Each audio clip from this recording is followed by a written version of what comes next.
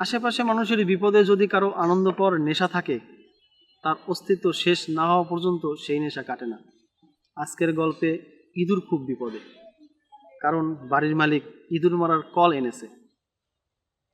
তাই ইঁদুর তার কাছের বন্ধু মুরগির কাছে গেল, বলল, ভাই আমাকে বাঁচাও। তখন মুরগি বলল, এটা তোমার ব্যাপার, ইঁদুর মারার কল তোমাকে মারার জন্য, এখানে আমার কিছু না। তারপরে ইঁদুরটি ছাগলের কাছে গেল, ছাগলও একই কথা, এটা তোমার সমস্যা, আমার কিছু না। তারপর ইঁদুরটি গিরের সবচেয়ে বড় পশু গরুর কাছে গেল, বলল, ভাই আমি তোমাকে অনেক উপকার করেছি, আজকে আমাকে বাঁচাও, আমার জন্য ইঁদুর মারা কল এনেছে।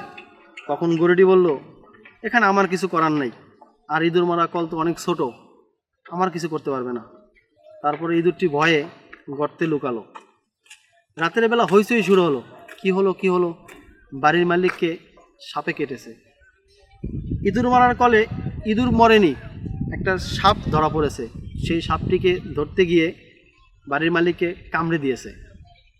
তারপরে ডাক্তার আনা হলো, ডাক্তার বলল তাকে মুরগির স্যুপ খাওয়াতে হবে, সাথে সাথে মুরগিটিকে জবাই করে স্যুপ বানানো হলো।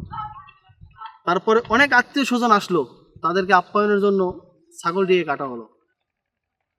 অবশেষে রোগীর অবস্থা অনেক খারাপ, তাই গরুটিকে কসাইয়ের কাছে বিক্রি করে টাকা দিয়ে হসপিটালে ভর্তি করলো। আর এভাবে গল্প শেষ হলো, বিপদ শেষ হলো না। আর আমরা আশপাশে মানুষের বিপদে যদি চিন্তা করে আমার কি, তাহলে গল্পটি আমাদের